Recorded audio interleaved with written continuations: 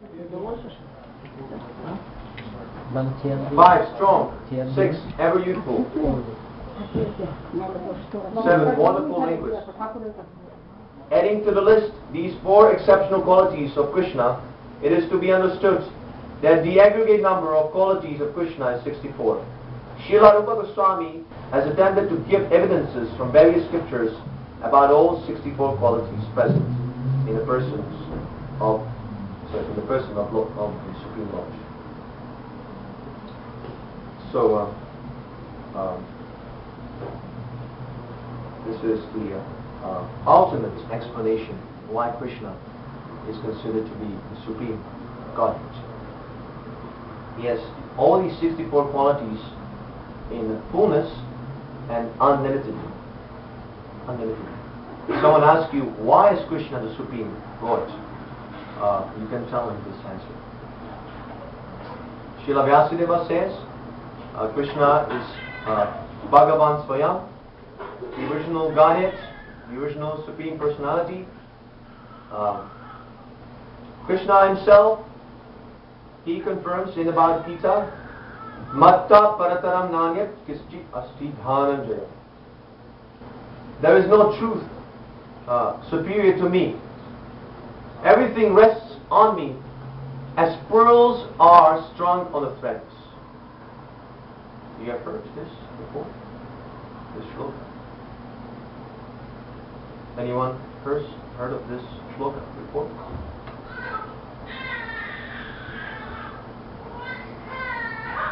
You have never heard the shloka before? The Bhagavad Gita. Matta Parataram Nanyat Kischit Asti Dhananjaya. No? Oh, that is very bad. This is the most important shloka in the Bhagavad Gita. Krishna says, there is no superior truth than me. Everything rests on me. Just like pearls, you have a pearl necklace, right? All the pearls are very nicely resting on a thread. Similarly, everything within the creation is resting on Krishna. There is no place where Krishna is not. Except one place, and that is the heart of an atheist. Krishna doesn't remain there. He leaves. Or he leaves a temple where he's not giving proper respect. Every temple has a deity. A deity, right? A murti. So, if we do not give proper respect to the murti of Krishna, the deity of Krishna and Krishna, they're non-different. In the Puranas, it is mentioned that the person who thinks the deity to be just like an ordinary stone, just like a stone, I think this is just a stone. If one thinks that the Acharya, the spiritual master, is an ordinary man subjected to death, someone who thinks that devotional service is confined only to a certain caste or a group of people, is actually destined to reside in Naraka, in hell. He's possessing a hellish mentality. So, a person who neglects the worship of Krishna, he actually possesses a hellish mentality. He will be degraded into the hellish worlds where he's going to suffer perpetually. So, what does it mean? What does it mean not to see the deity of Krishna as a stone? It means that I have to become trained. I have to become trained in how to worship the deity of Krishna. If I have to be trained, and I have to accept a bona fide spiritual master. Unless I accept the bona fide spiritual master, I submit, yes. Just like Arjuna submitted. The Bhagavad Gita is there for this purpose. So we can derive inspiration. Arjuna submitted to Krishna.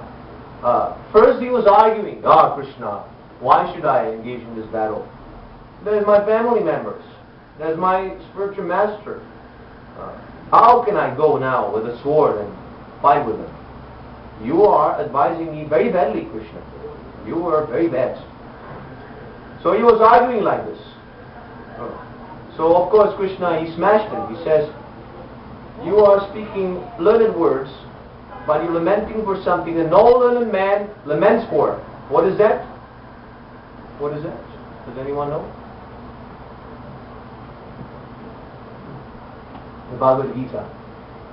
What does Krishna say? How does the teaching of Krishna begin? The Bhagavad Gita. How does it begin? The Bhagavad Gita.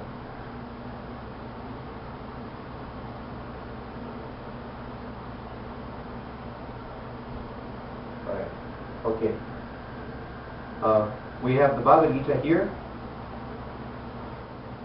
You all take the Bhagavad Gita, if you like, and you study the Bhagavad Gita.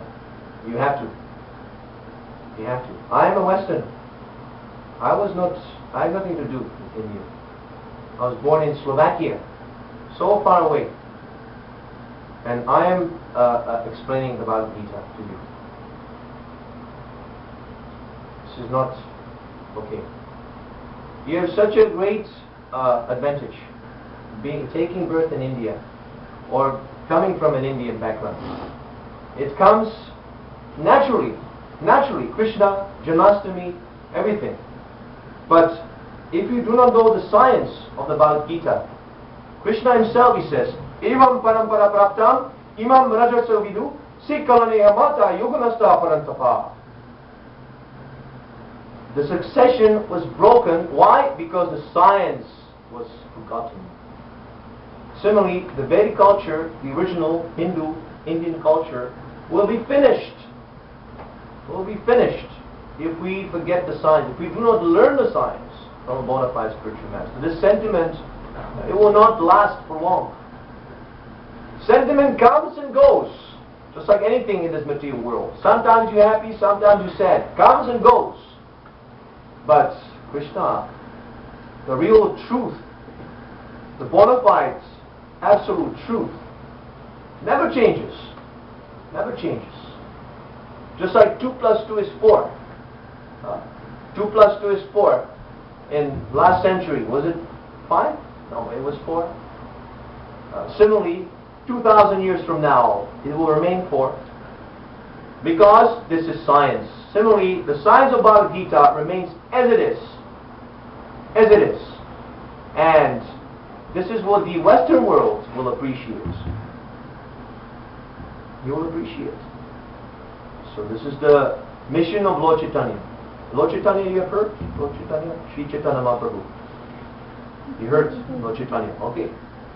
So Lord Chaitanya, he said, he actually gave a specific instruction, not to the Westerners, not to the Australians, not to the Europeans, not to the Americans, not to the Canadians. Gave a special instruction to the Indians. What does it say? Lord Chaitanya.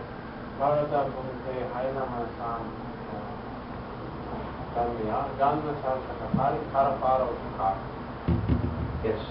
It says, anyone who has taken birth in India, or is coming from an Indian family, he should spread this teaching of Krishna all around the world. This will be the real welfare work. Real welfare work for all the people in the whole world. He also says, Janita Kutarikao Krishna Upadesh Amara Guru Taravish. You all be gurus. You all become gurus. You all become gurus. Just like Srila Prabhupada, he says, I'm one Indian. I'm one Indian. If all Indians do like me, The whole world will become Krishna conscious. It's a great responsibility. Yeah, it is a very pious birth to take in India. But it also comes with a very, very heavy responsibility. You have to learn the science, you have to preach the science. Then the glory of India will be spread all around the world. So, these festivals, these are very important festivals. Try to come to this temple. It is for you, so you can learn this. And you also learn how to worship, how to give a class.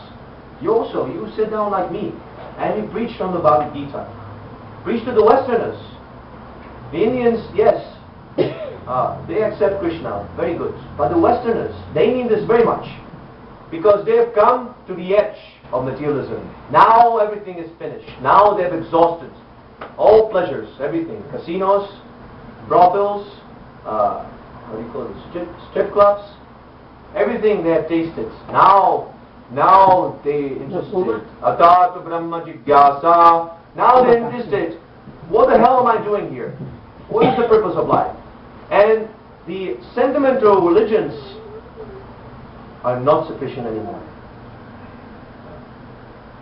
Sentimental religions are not satisfactory. People are giving them up.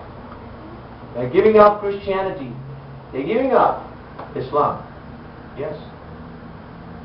Because these scriptures, although they're very much bonafide, they're also coming from Krishna.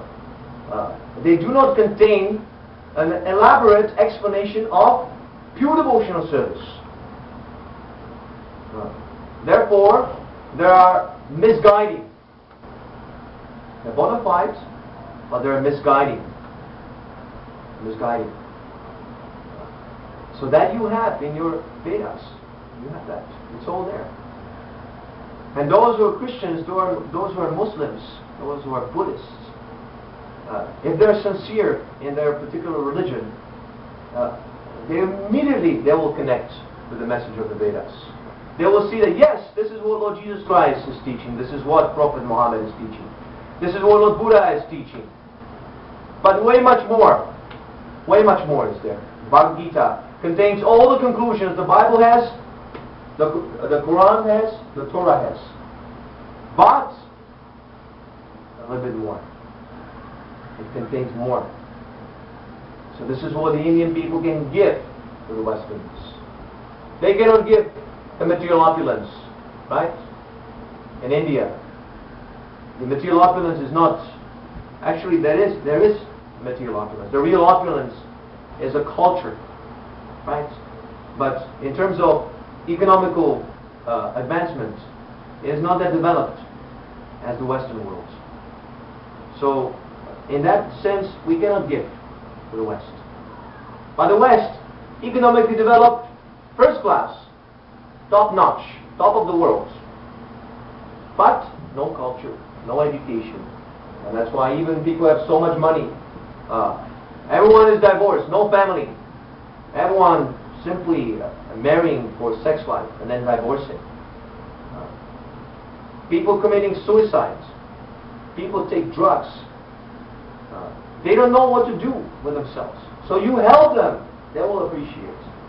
Just like our Srila Prabhupada, how much he is respected by the Western people. So you also, Prabhupada is the example we should emulate. You also become like Srila Prabhupada and preach this message. People appreciate very much.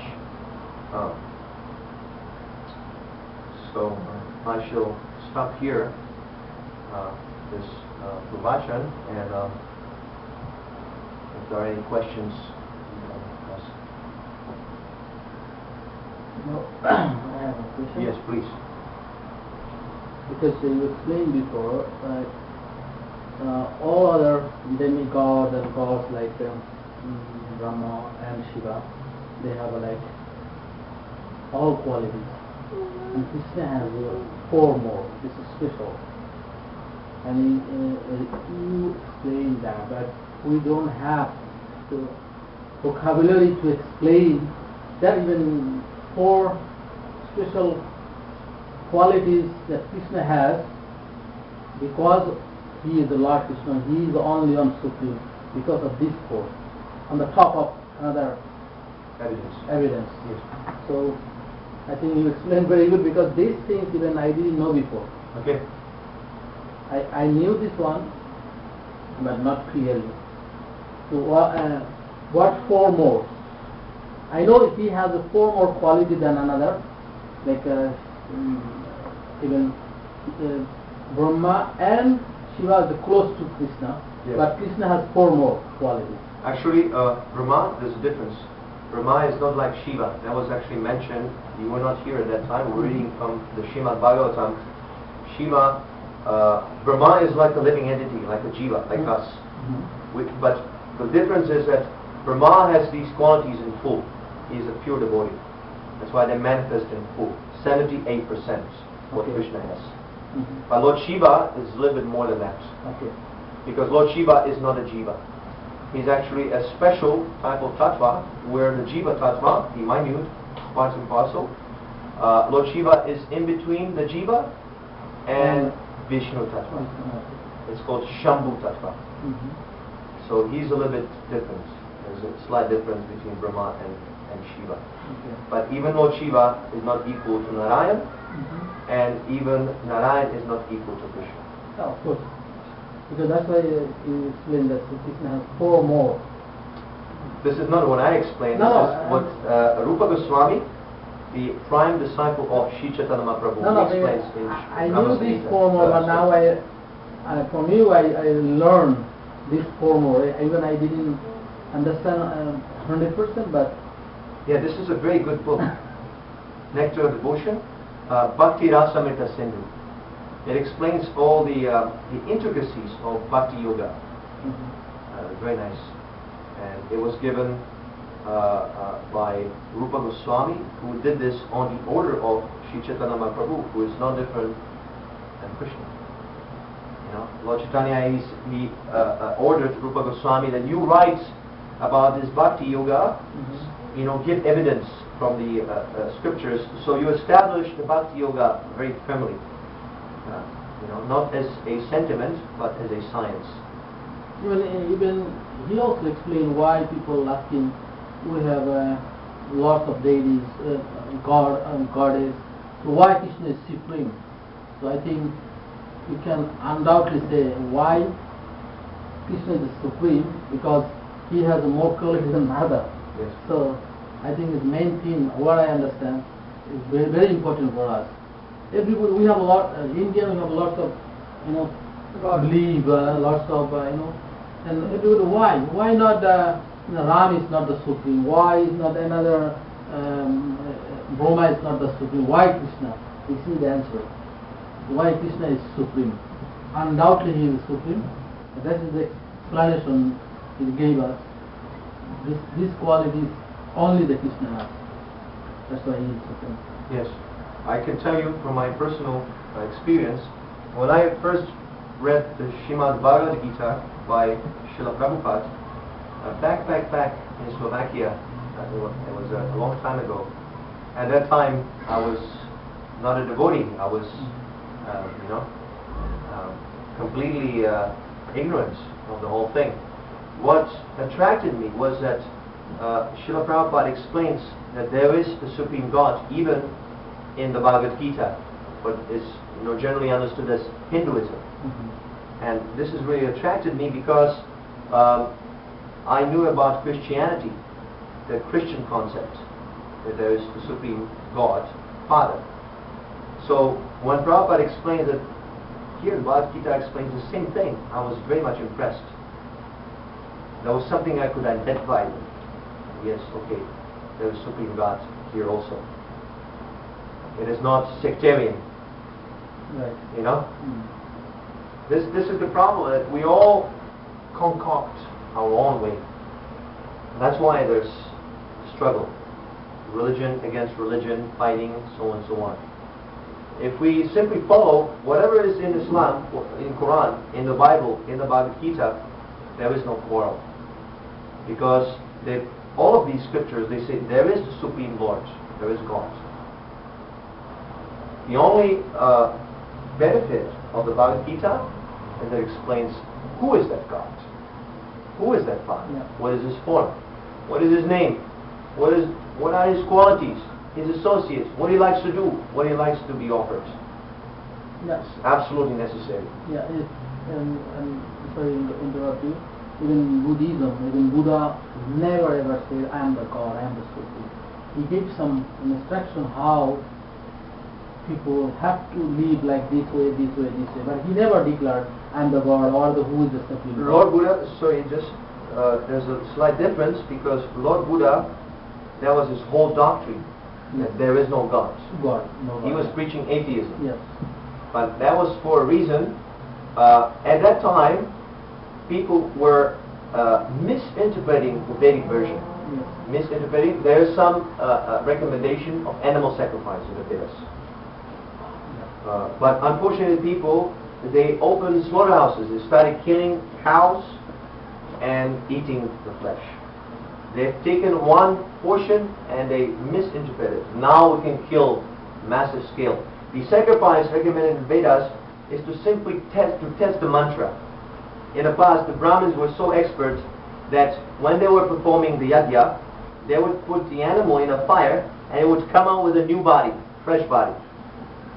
Then one could be sure that the mantra was pronounced properly. But people have misinterpreted. They've taken this portion and drew it to a extreme conclusion, started killing the animals. So people who are killing animals, they cannot understand a more sublime, subtle teachings of the Vedas. For this reason, Lord Buddha came and he said that you, my friends, you reject the Vedas. Forget the Vedas. Don't touch the Vedas, because you will spoil the message of the Vedas. Now, I have a new philosophy. There is no God.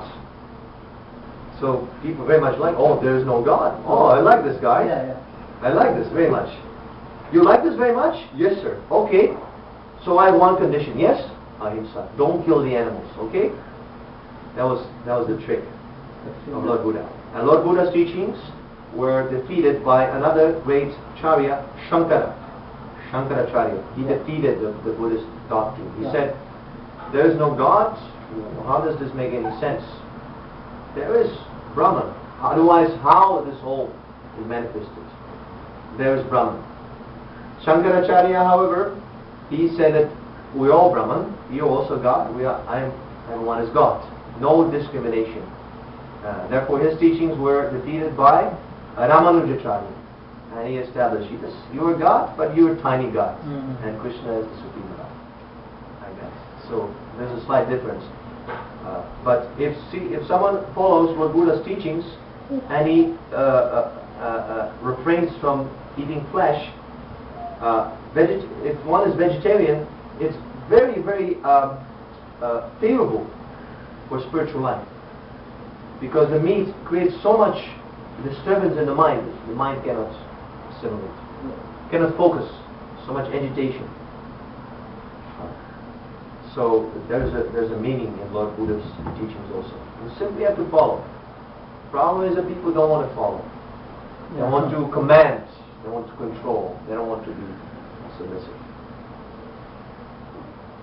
So. Thank you very much.